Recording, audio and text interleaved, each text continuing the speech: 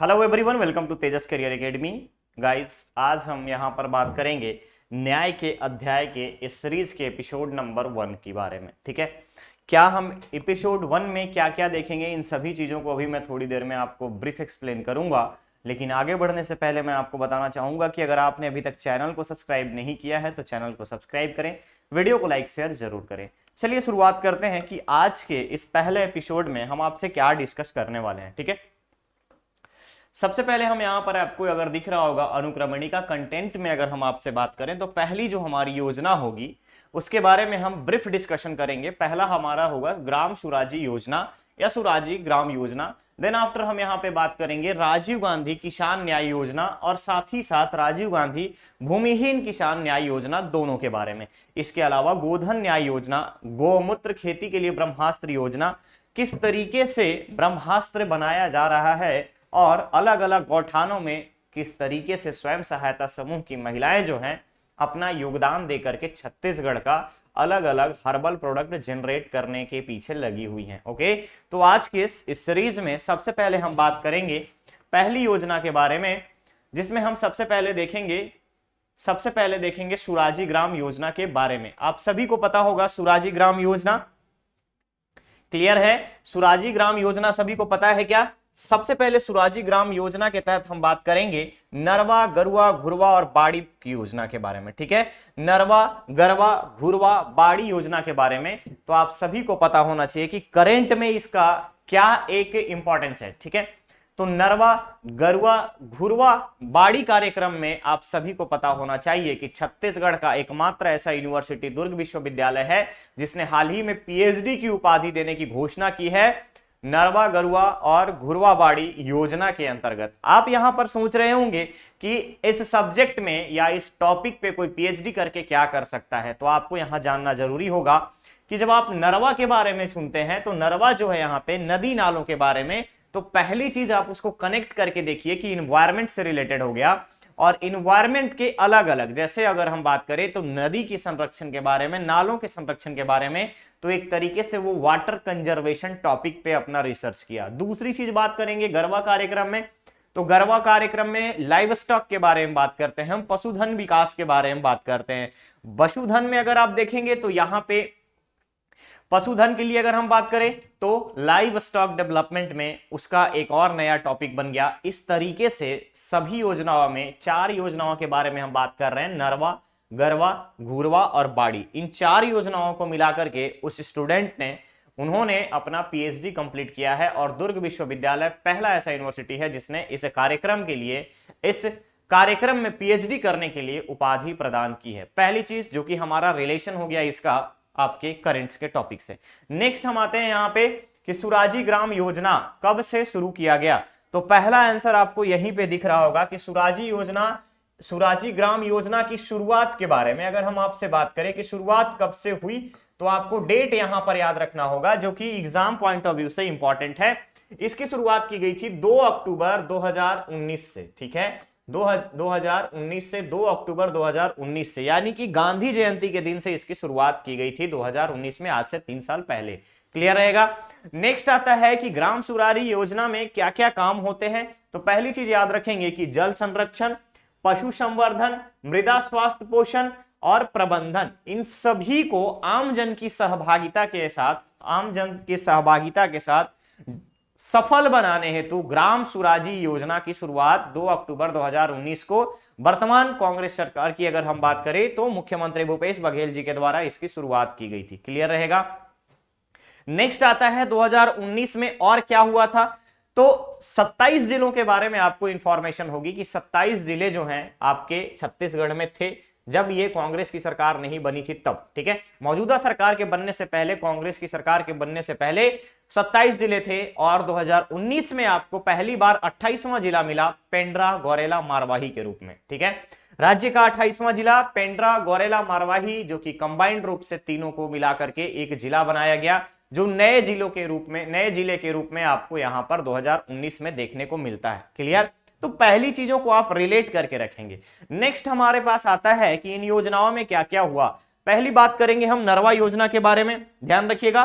पहली चीज के बारे में बात करेंगे नरवा कार्यक्रम। एक्चुअली नरवा कार्यक्रम है क्या, तो राज्य सरकार ने राज्य के लगभग 29,000 बरसाती नाले, ध्यान रखिएगा 29,000 बरसाती नालों को मार्क करके यानी चिन्हित करके उसके वाटर का ट्रीटमेंट किया जा रहा है। ठीक है, उनका ट्रीटमेंट किया जा रहा है, वाटर कंजर्व करने की प्लानिंग की जा रही है। पहली चीज, जितनी भी नरवा कार्यक्रम में अगर हम बात करें, जितने भी छोटे छोटे नाले हैं, बरसाती नाले हैं, उन सभी का ट्रीटमेंट किया जा रहा है, उनके वाटर को हार्वेस्ट किया जा रहा है। पहली चीज यहां पर आप ध्यान रखेंगे, इससे फायदा क्या होगा। पहली चीज, क्या काम हो रहा है, तो राज्य के लगभग कितने बरसाती नाले, 29,000, संख्या कितनी, 29,000। दूसरा काम क्या हो रहा है, काम हो रहा है ट्रीटमेंट का, वाटर हार्वेस्टिंग की, रेन वाटर हार्वेस्टिंग की। ठीक है, तीसरा काम, इसका बेनिफिट क्या होगा, इसका उद्देश्य क्या है, तो वर्षा के जल का संरक्षण होगा। ठीक है,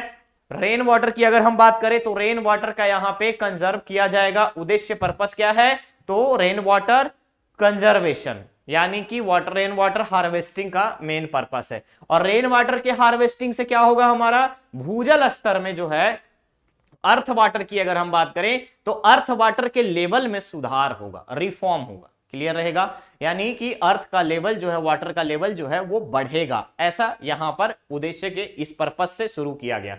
तो नरवा कार्यक्रम क्या है, ये चीजें समझ में आई आपको। नरवा कार्यक्रम राज्य के 29,000 नालों को, जो कि बरसात के ऊपर डिपेंडेंट है, इन सभी को मार्क करके ट्रीटमेंट किया जा रहा है रेन वाटर हार्वेस्टिंग के पर्पस से।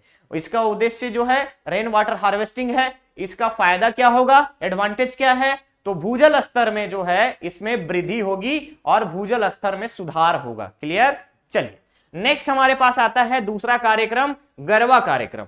तो गरवा कार्यक्रम में राज्य में जितने भी पशुधन है यानी लाइव स्टॉक है, तो लाइव स्टॉक के संरक्षण, कंजर्वेशन के लिए, ठीक है, अगर हम बात करें कंजर्व करने के लिए, पशुधन को बढ़ाने के लिए, पशुधन में वृद्धि हेतु अलग अलग गांवों में गौठान चलाया जा रहा है। ठीक है, करीब करीब 8,000 गांवों में गौठान का निर्माण किया गया है, गौठान स्टैब्लिश किए गए हैं। और इन सभी पशुधन के लिए चारा और पानी की व्यवस्था की जाती है, जिसका कोई भी चार्ज नहीं लगता है, यानी निःशुल्क पानी, निःशुल्क चारे का प्रबंध किया जाता है। ये पूरे के पूरे 8,000 राज्य भर के गौठानों में। क्लियर रहेगा, राज्य के 8,000 गांवों में जितने भी गौठान हैं, इन सभी में फ्री पानी और फ्री चारे का व्यवस्था किया जाता है पशुधन के लिए। अब यहाँ पे पशुधन का क्या काम होगा, तो इससे क्या होगा, संरक्षण होगा, उनका संवर्धन होगा। यह है आपका गरुआ कार्यक्रम। नेक्स्ट कार्यक्रम जो आता है वो आता है घुरवा कार्यक्रम। ठीक है, ध्यान रखिएगा, घुरवा कार्यक्रम के माध्यम से जैविक खाद का उत्पादन और उपयोग को बढ़ावा देने हेतु जागरूकता फैलाई जाती है। ठीक है, पहली चीज याद रखेंगे आप, घुरवा कार्यक्रम, नरवा कार्यक्रम, गरवा कार्यक्रम, और दूसरा आपका नेक्स्ट आता है घुरवा कार्यक्रम। घुरवा कार्यक्रम जो है जैविक खाद का उत्पादन। ठीक है, पहली चीज याद रखेंगे आप, वर्मी कंपोस्ट, जैविक खाद का उत्पादन और साथ ही साथ उसके उपयोग को बढ़ावा दिया जा रहा है इसके तहत। ठीक है, अभी तक जो डेटा आया है 18 अक्टूबर 2022, रिसेंट डेटा जो है 18 अक्टूबर 2022 का है। इसके अनुसार अगर हम आपसे बात करें तो टोटल 18.61 लाख क्विंटल, ध्यान रखिएगा 18.61 lakh quintal vermi compost, 5.37 lakh quintal super vermi compost. ध्यान रखिएगा 5.37 lakh quintal super vermi compost और 0.1 lakh quintal super compost plus का निर्माण किया जा चुका है। क्लियर रहेगा, इसका मतलब है कि राज्य भर के किसानों को जैविक खेती हेतु प्रोत्साहित किया जा रहा है।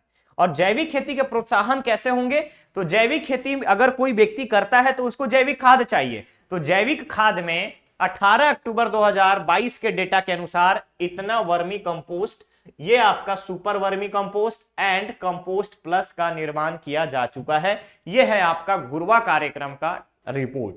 ठीक है, नेक्स्ट हमारे पास आता है बाड़ी योजना। ध्यान रखिएगा, बाड़ी कार्यक्रम क्या है, तो अगर आप लोगों के घर के आसपास, ध्यान रखिएगा ग्रामीणों के घर के आसपास से लगी हुई जो भूमि है, उस भूमि पे करीब करीब 3 लाख से अधिक व्यक्तिगत बाड़ियों के निर्माण के बारे में बात की गई है। ठीक है, व्यक्तिगत बाड़ियों के निर्माण के बारे में बात की गई है। और इन बाड़ियों में फल, साग सब्जी, पुष्प यानी फूल, ये सारी चीजों के उत्पादकता को बढ़ाने से कृषक लोग जो क्या है अपने आय के आमदनी के रूप में, एक्स्ट्रा इनकम सोर्स के रूप में इसको यूटिलाइज कर सकते हैं। ठीक है, पहली चीज टोटल कितना एरिया, तो ग्रामीण क्षेत्र में ग्रामीणों के घरों से लगे हुए जितने भी आसपास के जो जमीन होते हैं, फॉर एग्जांपल अगर आपके घर के आसपास में थोड़ी जमीन जैसे आपने छोड़ दिया तो आप वहां पे एक छोटा सा पार्क की तरीके की अगर हम बात करें, एक छोटा सा गार्डन आप अपने लिए बना लेते हो, तो सेम इसी तरीके से ग्रामीणों के पास ग्रामीण क्षेत्र में जमीनें थोड़ी ज्यादा होती हैं, तो वहां पे छोटे छोटे बाड़ी विकास जहां पे आप अपने खाने पीने के लिए फल साग सब्जी, और अगर किसी के पास एक्सेस है तो उसका सेल भी कर सकता है, बिक्री भी कर सकता है। क्लियर रहेगा। और इन सब बिक्री से क्या होगा, जितने भी छोटे छोटे कृषक हैं उनके पास आय का जरिया बढ़ेगा। फल साग सब्जी अगर लगाएंगे तो उनकी इनकम की जो सोर्सेस हैं वो मल्टीप्लाई होंगे। क्लियर रहेगा। तो इसके लिए बाड़ी कार्यक्रम चलाया जा रहा है, और बाड़ी कार्यक्रम में जब फल साग सब्जी उपजेगा तो वो व्यक्ति खाएगा भी, खाने से उसके पोषण स्तर, उसके घर के बच्चों के पोषण स्तर, महिलाएं जो है उनके यहाँ गर्भवती महिलाएं हैं, आसपास पड़ोस में कोई भी अगर हैं तो उनके यहाँ भी ये पोषण स्तर में सुधार होगा। क्लियर रहेगा। तो बेसिकली आपको ग्राम स्वराज योजना में नरवा गरुआ घुरवा और बाड़ी योजना में आपको इतनी चीजें याद रखनी है। क्लियर। ओके, आगे बढ़ते हैं हम यहां पर। नेक्स्ट आता है समृद्ध खेती खुशहाल किसान। अब यहां पे खुशहाल किसान में क्या क्या चल रहा है ध्यान से देखेंगे आप। खुशहाल किसान में कैसे चलेंगे, अब कोई भी कृषक खुश कब होगा, जब अगर उसकी खेती अच्छी होगी, उसका प्रोडक्शन अच्छा होगा, या फिर अगर खेती के लिए कर्ज लिया है तो कर्ज में कुछ उसको रिबेट मिले, यानी उसको कुछ छूट मिले, तब वो खुश होगा। तो इसी कड़ी में पहली चीज यहां पर अगर हम बात करें तो छत्तीसगढ़ राज्य सरकार के द्वारा अलग अलग योजनाओं के माध्यम से जितने भी किसान हैं, पशुपालक हैं, खेतीहर मजदूर हैं, और भी जितने लोग हैं, इन सभी को आर्थिक रूप से मदद दिया जा रहा है, आर्थिक रूप से मदद दिया जा रहा है। और इस योजना के तहत पहले सीरीज में अगर हम आपसे बात करें तो पहले चरण में 1,50,000 करोड़ रुपए की राशि जो है जरूरतमंद लोगों के लिए आवंटित की गई है। ध्यान रखिएगा, 1,50,000 करोड़ यानी 150 करोड़ की राशि जो है आवंटित की गई है किसानों के लिए, पशुपालकों के लिए, खेतीहर मजदूरों के लिए। और इन सभी लोगों की अगर हम बात करें तो यहां से ये क्या करेंगे, अपने खेत खलिहानों में इंडिपेंडेंटली वर्क कर पाएंगे, उद्योगों में अपना धान बेच पाएंगे, अपनी उपज को बेच पाएंगे, जो कि एग्रीकल्चर बेस्ड इंडस्ट्री है उन सभी में, और वहां से उनकी आय जनरेट होगी। ठीक है। नेक्स्ट हमारे पास आता है इसी में कि इस किसान न्याय योजना के तहत पहली चीज एग्रीकल्चर ऋण जो है, आपका कृषि ऋण जो है माफी दी गई है, माफ किया गया है। तो राज्य में अभी तक कुल एग्रीकल्चर ऋण के बारे में बात करें तो 17.82 लाख किसानों को, ठीक है, 8-2 लाख किसानों पर टोटल 9,270 करोड़ रुपए की ऋण बाकी था, जिसको माफ कर दिया गया है। ठीक है, ध्यान रखेंगे, 17,82,000 किसानों का 9,270 करोड़ रुपए का कृषि लोन माफ किया गया है। एग्रीकल्चर लोन जो है उसमें रिबेट दिया गया है। इसके अलावा इरिगेशन टैक्स, ध्यान रखेंगे, इरिगेशन टैक्स जो है उसमें भी, सिंचाई कर में भी माफी लगाई गई है, और 17 लाख से अधिक किसानों को सिंचाई कर में 244.18 करोड़ रुपए सिंचाई कर के रूप में जो बकाया था उसकी भी माफी दी गई है। क्लियर रहेगा। अब इसके अलावा अगर हम देखें तो यहां पे जून 2021 तक का डेटा है, जिसमें यह बोला गया है, राज्य सरकार खुद से यह चीज अप्रूव्ड करती है कि राज्य सरकार ने अभी तक 80 करोड़ रुपए का और बकाया ऋण माफ किया है। क्लियर रहेगा, ऋण माफ किया है। नेक्स्ट आता है यहां पर हर साल कितने करोड़ रुपए की राहत दी जा रही है किसानों को, तो ध्यान रखिएगा, राज्य के 5,81,000 से अधिक किसानों को हर साल की अगर हम बात करें तो मुफ्त और रियायती दर पर, ठीक है, सब्सिडाइज्ड रेट पर, रियायती दर पर अगर हम बात करें तो मुफ्त में बिजली दी जा रही है। और इसी में आपको यहां पर करंट में आपको एक चीज और ध्यान देना होगा कि हाल ही में अगर ट्यूब पंप, अगर हम मोटर पंप लगाते हैं जिसकी क्षमता 3 HP तक है, तो 3 HP तक के क्षमता वाले जितने भी मोटर सिंचाई में यूज होंगे उसमें एक साल में प्रति वर्ष 6500 यूनिट, ध्यान रखिएगा, प्रति वर्ष 6000 यूनिट, सॉरी, प्रति वर्ष 6000 यूनिट तक का रिबेट दिया जाएगा अगर 3 HP का पंप है तो। और अगर कोई 5 HP का पंप लगाता है, 5 हॉर्स पावर का पंप लगाता है सिंचाई के लिए, तो उसको 7500 यूनिट जो है फ्री दिया जाएगा प्रति वर्ष। क्लियर रहेगा।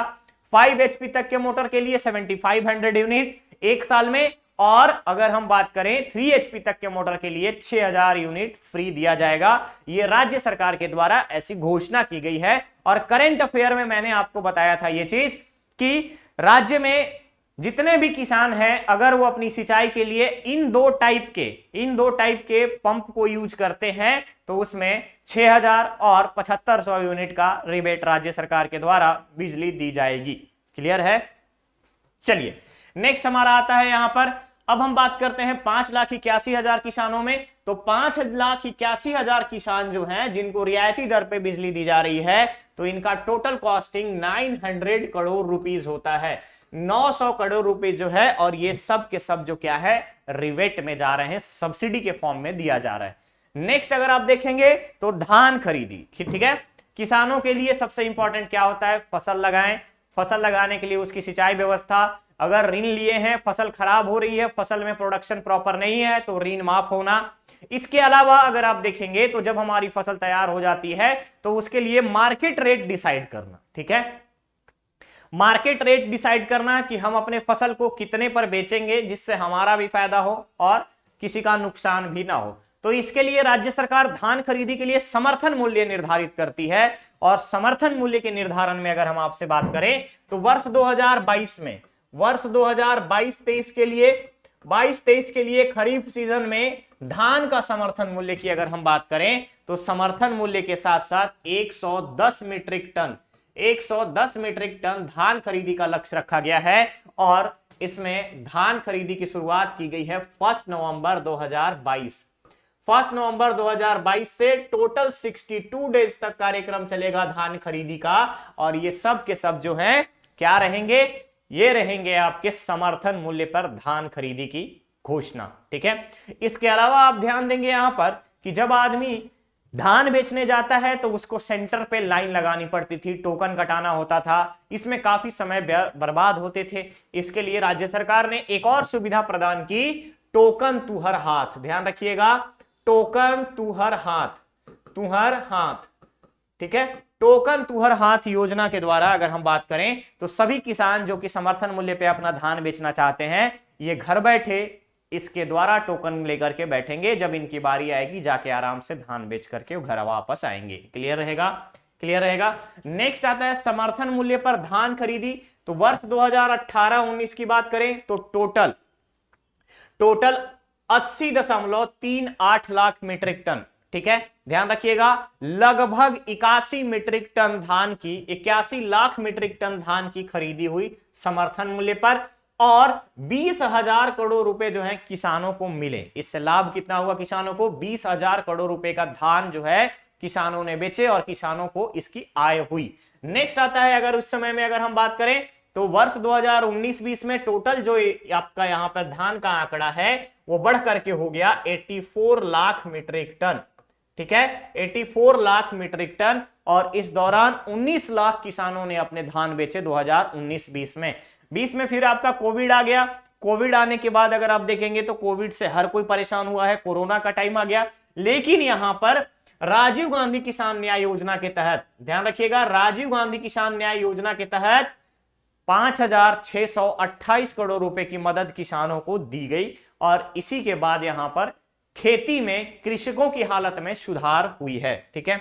नेक्स्ट आता है आपका वर्ष 2021 की, यानी कि 2020-21 का खरीफ फसल। तो ध्यान रखेंगे वहां पे टोटल 21 लाख के आसपास किसान इसमें शामिल हुए और 92 लाख मीट्रिक टन धान की खरीदी की गई। ध्यान रखेंगे 92 लाख मीट्रिक टन की धान की खरीदी की गई। और अगेन राजीव गांधी किसान न्याय योजना के तहत किसानों को कितने का फायदा हुआ, 5,553 करोड़ रुपए की जो है यहां पर किसानों को दिए गए धान खरीदी के द्वारा।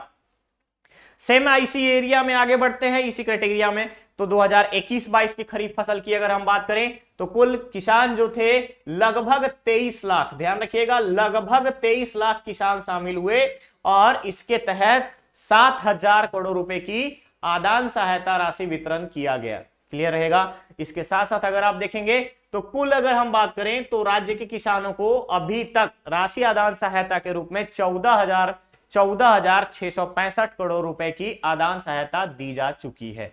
साथ ही साथ राज्य में धान केंद्र खरीदी को बढ़ाया गया, धान केंद्र खरीदी को बढ़ाया गया और पहले इसकी संख्या 2,311 थी और 2022 में यानी कि एट प्रेजेंट अगर हम बात करें तो इसकी संख्या बढ़ा करके लगभग 2500 कर दिया गया। ठीक है, लगभग 2500 सेंटर्स बनाए गए हैं धान खरीदी की राज्य सरकार के द्वारा और राज्य सरकार ने धान खरीदी के लिए समर्थन मूल्य, न्यूनतम समर्थन मूल्य इसके लिए डिसाइड किया है कि मिनिमम जो है इतना तो आपको मिलेगा ही मिलेगा। ठीक है, इसके साथ साथ वरदाना सुविधा और भुगतान की भी शुरुआत की गई। वरदाना सुविधा और भुगतान, यहां पे अगर हम बात करें तो अपने बरदाने में धान लाने की सुविधा दी गई किसानों को। बरदाने का जो मूल्य था वो 18 से बढ़ा करके 25 रुपया कर दिया गया। यहां भी अगर आप देखोगे तो 7 रुपए यहां पर बढ़ाया गया बरदाना धान लाने के लिए। तो अगर आप देखेंगे यहां पे तो नेक्स्ट आता है अल्पकालीन ऋण में लगातार बढ़ोतरी। जिस तरीके से किसानों को यहां पे अपने फसल को उत्पादन के लिए जिन चीजों की जरूरत होती है उन सभी चीजों पे राज्य सरकार के द्वारा सहायता दी गई और राज्य में किसानों की स्थिति में सुधार हुआ। कृषि ऋण माफ किए गए, लोगों को समर्थन मूल्य अलग अलग तरीके से निर्धारित किए गए। अगर आप देखेंगे तो कोदो कुटकी रागी यानी मिलेट योजना के तहत भी अलग अलग समर्थन मूल्य निर्धारित किए गए हैं। साथ ही साथ चना की अगर हम बात करें, दलहन और तिलहन वाले फसल हैं, इन सभी के लिए अलग अलग समर्थन मूल्य निर्धारित किए जा चुके हैं। क्लियर रहेगा, क्लियर रहेगा। हाल ही में आपको पता होगा कि राज्य को मत्स्य पालन के लिए, ध्यान दीजिएगा, मत्स्य पालन के लिए स्कॉच अवार्ड दिया गया है प्राइवेट सेक्टर का, यानी निजी क्षेत्र के लिए अगर हम बात करें मत्स्य पालन के लिए तो यहां पर स्कॉच अवार्ड दिया गया है और इन्हीं श्रेणी में मत्स्य पालन हेतु, पशुपालन हेतु भी ऋण देने की घोषणा की गई है। कोई भी राज्य का व्यक्ति जो छत्तीसगढ़ का निवासी है अगर वो पशुपालन या मत्स्य पालन करना चाहता है तो उसके लिए ऋण की सुविधा की गई है राज्य सरकार के द्वारा। साथ ही साथ अगर हम बात करें मत्स्य पालन वाले इस श्रेणी में तो मत्स्य पालन में अभी तक क्या हो रहा था कि आपके जितने भी राज्य के जलाशय हैं या तालाब हैं इन सभी को अगर हम बात करें तो पहले नीलामी पर दी जाती थी और अब क्या होगा, अब पट्टे पर दी जाएगी, 10 वर्ष के पट्टे पर दी जाएगी। राज्य सरकार ने यह घोषणा की है, मत्स्य विभाग ने यह घोषणा की है। अब यहां पर जो पट्टे पर जो जलाशय जो हैं आपको दिए जा रहे हैं उसमें भी सबसे पहले प्राथमिकता मछुआरा समाज को दी जाएगी। क्लियर रहेगा, क्लियर रहेगा। चलिए अब यहां पर आता है, नेक्स्ट आता है कि अगर आप उद्यानिकी की अगर हम बात करें, फॉरेस्ट्री वाले में अगर आप देखेंगे तो फॉरेस्ट्री के लिए भी यहां पर उद्यानिकी की जितनी खेती करेंगे जो किसान उनके लिए भी ऋण की व्यवस्था की गई है और 3 लाख रुपए तक का अल्पकालीन ब्याज मुक्त, ध्यान रखिएगा, अल्पकालीन ब्याज मुक्त ऋण की घोषणा की गई है। प्रावधान किया गया है कि राज्य में कोई उद्यानिकी से कोई कृषक जो है, कोई व्यक्ति अगर उद्यानिकी करना चाहता है तो उसके लिए अल्पकालीन 3 लाख रुपए तक का ऋण दिया जाएगा और उसमें कोई भी ब्याज नहीं लगेंगे। नेक्स्ट आता है समर्थन मूल्य, जिसमें हमने दलहन के बारे में आपसे बात किया। तो ध्यान रखिएगा, दलहन में खरीफ वर्ष 2022-23 के लिए प्रदेश में जो मूंग की खेती होती है, उड़द और अरहर की खेती भी जो होती है, इन सभी को भी समर्थन मूल्य में शामिल कर लिया गया है। कोदो कुटकी रागी तो था ही, अब यहां पर दलहन वाले में अगर आप देखेंगे तो मूंग, उड़द और अरहर को शामिल किया गया है, जिसके लिए समर्थन मूल्य अलग अलग तरीके से राज्य सरकार टाइम टू टाइम डिसाइड करती है। कृषि भूमि वापसी अगर हम बात करें तो अभी थोड़े दिन पहले अगर आदिवासी किसानों की अगर हम बात करें तो उनकी भूमि को वापस किया गया है और आदिवासी किसानों की जमीनें जो हैं इन सभी को उन्हें लौटाया गया है। अगर आप देखेंगे तो टोटल 4200 एकड़ एक्यूज्ड अगर हम बात करें, एक्विजाइज्ड किया गया था, एक्विजिशन हुआ था भूमि अधिग्रहण से, उनको भूमि अधिग्रहित कर वापस लौटाई गई है। ठीक है, जिसमें 1707 किसानों को इसको लाभ पहुंचा है। मत्स्य पालन और लाख की खेती जो है आपका पलाश के वृक्ष से, बेर के वृक्ष से, यहां से लाख की खेती होती है और लाख में हाल ही में छत्तीसगढ़ में लाख के उत्पादन को बढ़ाने के लिए और राज्य में आत्मनिर्भरता को बढ़ाने के लिए लाख की खेती करने वाले किसानों की अगर हम बात करें तो यहां पे अगर आप देखिएगा तो भी राज्य सरकार ने हाल ही में योजना लाई है और 575 रुपए, ध्यान रखेंगे, बेर के पेड़ से प्राप्त होने वाले लाख के लिए 575 रुपए का न्यूनतम प्रति किलो का यहां पर समर्थन मूल्य रखा है बिक्री के लिए। क्लियर रहेगा? क्लियर रहेगा? चलिए नेक्स्ट अगर आप देखेंगे तो मत्स्य पालन के लिए जल क्षेत्र में 95% क्षेत्र को विकसित किया जाएगा और कम से कम राज्य के 2 लाख से अधिक मछुआरों को इससे बेनिफिट मिलेगी, जो कि मत्स्य पालन जो उनका पेशा है उस पेशे को आगे बढ़ाएंगे। इसके अलावा अगर आप देखेंगे तो खेती हेतु ट्रैक्टर की खरीदी की अगर हम बात करें तो ट्रैक्टर खेती, यानी कि कृषकों के लिए जितने भी कृषक हैं इन सभी को ट्रैक्टर खरीदना हो कि कृषि यंत्र खरीदना हो, सभी पर लोन देने की व्यवस्था भी की गई है। क्लियर? और इन सभी में अगर आप देखेंगे तो ब्याज मुक्त दिया जाता है, कुछ परसेंटेज लिए जाते हैं और कुछ परसेंटेज में कुछ ऋण माफ किए जाते हैं। ठीक है, चलिए नेक्स्ट अगर आप देखेंगे तो कृषि बजट में अगर हम बात करें तो कृषि बजट में हर साल कुछ ना कुछ बढ़ाया जा रहा है। वर्ष 2020-21 में कृषि का बजट जो था 7,785 करोड़ था, यही कृषि बजट 2021-22 में बढ़कर के 8,974 करोड़ हो गया। ठीक है, पहली चीज कृषि के बारे में अगर हम बजट की बात करें तो 2020 से 21 के फाइनेंशियल ईयर में कृषि बजट जो था ये था 7,785 करोड़ रुपए का, और यही सेम चीज 2021-22 की बात करें तो 2021-22 में बढ़कर के ये हो गया 8,974 करोड़। और नेक्स्ट जो अगर हम बात करें 2022-23 के लिए तो 2022 और 23 में कृषि का जो बजट है वो बढ़ा करके 9,272 करोड़ रुपए कर दिए गए। ठीक है, तो आप यहां पर डेटा देख सकते हो कि किस तरीके से राज्य सरकार ने 2020 में 7,785 था, अब सीधा सीधा अगर हम आपसे बात करें तो 1200 करोड़ के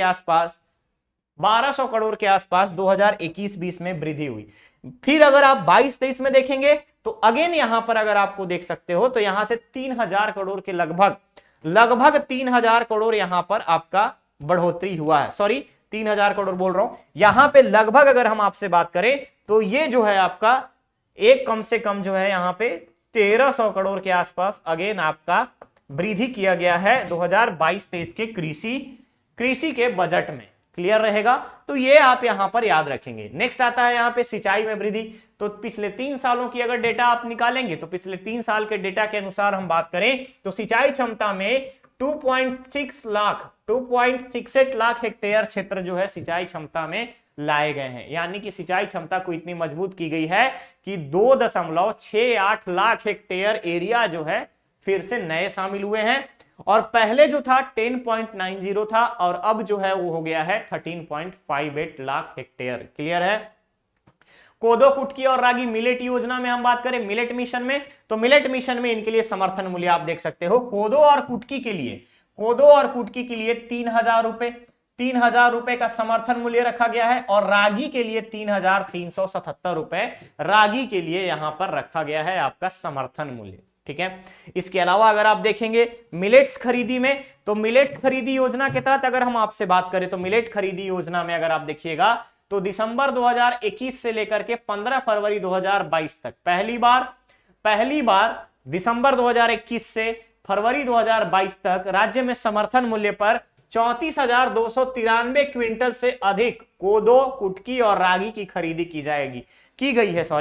कोदो, कुटकी और रागी की खरीदी की गई है, जिसकी टोटल जो वेट है, टोटल जो अमाउंट है वो है 34,293 क्विंटल कोदो, कुटकी, रागी मिलेट मिशन योजना के तहत। ठीक है, इतनी चीजें याद रहेंगी, और इसके एवज में टोटल 10 लाख करोड़ यानी कि 10.45 करोड़ रुपीस जो है किसानों को दिए गए हैं कोदो, कुटकी, रागी के लिए, जिसका टोटल अगर हम अमाउंट बात करें तो 34,293 क्विंटल था। ठीक है, 34,293 क्विंटल के लिए 10.5 करोड़ रुपीस किसानों को दिए गए हैं कोदो, कुटकी, रागी में। और इस साल के लिए कोदो, कुटकी, रागी के लिए समर्थन मूल्य निर्धारित है कोदो और कुटकी में 3,000, रागी के लिए अगर आप देखेंगे तो 3,377 रुपए प्रति क्विंटल। क्लियर रहेगा? क्लियर रहेगा? चलिए नेक्स्ट आता है किसानी और खेती के रकबे में वृद्धि कितनी हुई है। तो वृद्धि के बारे में अगर हम आपसे बात करें तो 2017 से लेकर 18 तक का अगर हम देखें, पिछले 5 वर्षों का हमको एनालिसिस देखना हो तो 17 से 18 में कुल किसान जो थे उनकी संख्या थी 15.77 लाख। 2018 से 17 से 18 में, ठीक है, ध्यान रखिएगा 17 से 18 में 15.77 लाख किसान थे, पंजीकृत किसान, ठीक है। अब इसके बाद इनकी जो संख्या है अब ये बढ़ करके हो गई है 24 लाख, ध्यान दीजिएगा, इनकी संख्या बढ़ करके हो गई है 24 लाख, 24.6 लाख, ठीक है। धान की खेती का रकबा जो था पहले, धान की खेती की अगर हम बात करें, धान की खेती कितने एरिया में होती थी, तो धान की खेती जो थी पहले जो है 22 लाख हेक्टेयर में होती थी, 22 लाख हेक्टेयर में, और अब जो है, अब अगर हम बात करें, अब ये एरिया बढ़ करके हो गया है 30 लाख हेक्टेयर, ठीक है, 30 लाख हेक्टेयर, 30 लाख हेक्टेयर में अब धान की खेती होती है। और इन सभी में जब आप देखेंगे तो पहले जो है धान की, जब 22 लाख हेक्टेयर में धान की खेती होती थी तो कुल आमदनी धान खरीदी में कितना होता था, 56,88,000, ठीक है, 56,88,000 मीट्रिक टन, 88,000 मीट्रिक टन। और जब आप यहां पर देखेंगे 2022 में, यानी अब जब किसान हमारे यहां 30 लाख हेक्टेयर पे, 30 लाख हेक्टेयर के क्षेत्र में खेती कर रहे हैं, तो इसका अमाउंट बढ़ करके हो गया है 98 lakh metric ton, 98 lakh metric ton. और इस साल का टारगेट रखा गया है 110 लाख मीट्रिक टन धान खरीदी का, ठीक है। चलिए, इसके साथ साथ अगर आप देखेंगे तो गन्ने की खेती भी होती है, और गन्ना की खेती का समर्थन मूल्य राज्य सरकार के द्वारा पहले 271 रुपए, ध्यान रखेंगे 271 रुपए प्रति क्विंटल के दर से लिया जाता था, और अब जो समर्थन मूल्य है इसको बढ़ा करके 355 रुपए कर दिया गया है, 355 रुपए प्रति क्विंटल जो है कर दिया गया है। किसके लिए, गन्ना का समर्थन मूल्य, क्लियर रहेगा, गन्ना का समर्थन मूल्य 271 रुपए प्रति क्विंटल से बढ़ा करके 355 रुपए प्रति क्विंटल कर दिया गया है। नेक्स्ट ऐसे ही जब आप देखेंगे तो चिराग परियोजना, चिराग प्रोजेक्ट के लिए अगर हम बात करें तो कहां पे चलाया जा रहा है, चिराग परियोजना बस्तर और सरगुजा संभाग में चलाया जा रहा है। इन दो संभागों में अगर हम आपसे बात करें तो हाल ही में, ध्यान रखिएगा, बस्तर और सरगुजा संभाग के कुल 14 जिलों के लिए, ध्यान रखेंगे, कुल 14 जिलों के लिए यहां पे 200 करोड़ रुपए का बजट प्रावधान किया गया है। किसके लिए, चिराग प्रोजेक्ट के लिए, चिराग परियोजना के लिए, चिराग प्रोजेक्ट के लिए, ध्यान रखिएगा, चिराग प्रोजेक्ट के लिए। और इन 14 जिलों के, ध्यान रखेंगे 14 जिलों के 25 विकास खंड में चिराग परियोजना चलाया जा रहा है एट प्रेजेंट, क्लियर रहेगा। और इसमें क्या क्या उद्देश्य क्या है, तो ध्यान रखिएगा, चिराग परियोजना का उद्देश्य जो है पोषण सुरक्षा, किसानों का आर्थिक स्थिति में सुधार, कृषि संबंधी सुधार, कृषि उत्पाद में संवर्धन, इसके अलावा कृषि उत्पादन में संवर्धन कर अतिरिक्त आय का जरिया जनरेट करना, ठीक है, एक्स्ट्रा इनकम सोर्स को बनाना, ये इसका टारगेट है चिराग परियोजना का। इसके साथ ही साथ प्रधानमंत्री फसल बीमा योजना के अंतर्गत अगर हम बात करें तो प्रधानमंत्री फसल बीमा योजना के तहत वर्ष 2022-23 के लिए, वर्ष 2022-23 के फाइनेंशियल ईयर के लिए, ध्यान रखिएगा, वर्ष 2022-23 के फाइनेंशियल ईयर वित्तीय वर्ष के लिए 575 करोड़ रुपए का प्रावधान किया गया है, 575 करोड़ रुपए का प्रावधान किया गया है, ध्यान रखिएगा, 575 करोड़ रुपए का प्रावधान किया गया है, प्रोविजन किया गया है। और इसमें क्या क्या शामिल होंगी, इसमें शामिल होगा खाद्य सुरक्षा mission, drip irrigation system, sprinkler और एग्रीकल्चर इंस्ट्रूमेंट्स के लिए अलग से 470 करोड़, ठीक है 470 करोड़। तो प्रधानमंत्री फसल बीमा योजना वर्ष 2022-23 के लिए 575 करोड़, इसके साथ साथ ड्रिप इरिगेशन, खाद्य सुरक्षा मिशन और कृषि के लिए उपकरणों के लिए 470 करोड़ रुपए का अलग प्रावधान रखा गया है राज्य सरकार के द्वारा, ठीक है। इतनी चीजें याद रहेंगी, इतनी चीजें याद रखनी है आपको। अब आता है यहां पे, अब यहां पर आपको जानना जरूरी है कि ग्रामीण अर्थव्यवस्था में इससे बदलाव क्या हुआ, यानी कि ग्रामीण अर्थव्यवस्था में क्या क्या चीजें बदली, किस तरीके से बदली, उसके बारे में बात करेंगे। तो ध्यान रखिएगा, जब 2022-23 में 22-23 का बजट पेश किया गया तो बजट में ग्रामीण अर्थव्यवस्था हेतु, ध्यान रखिएगा, ग्रामीण क्षेत्र में अर्थव्यवस्था को मजबूती बढ़ाने के लिए टोटल जो है 20,405 करोड़ रुपए की राशि रखी गई है, ठीक है। बजट राशि जो है ग्रामीण अर्थव्यवस्था के लिए वर्ष 2022-23 के वित्तीय वर्ष के लिए 20,405 करोड़ रुपए की, ठीक है, 20,405 करोड़ रुपए की बजट रखी गई वर्ष 2022-23 के वित्तीय वर्ष के लिए ग्रामीण अर्थव्यवस्था हेतु। और ग्रामीण अर्थव्यवस्था में अगर आप देखेंगे तो सबसे पहले मैंने बोला था आपको गौठान के बारे में, गोधन न्याय योजना और गौठान के बारे में। तो सबसे पहला ग्रामीण अर्थव्यवस्था को मजबूती देने के लिए गौठानों का निर्माण किया गया। गौठानों का सबसे इंपॉर्टेंस है, सबसे ज्यादा इंपॉर्टेंस है। और इसके अलावा दूसरा इंपॉर्टेंस किसका है? रीपा का, रूरल इंडस्ट्रियल पार्क का। और इस साल अगर हम बात करें तो 2 अक्टूबर 2022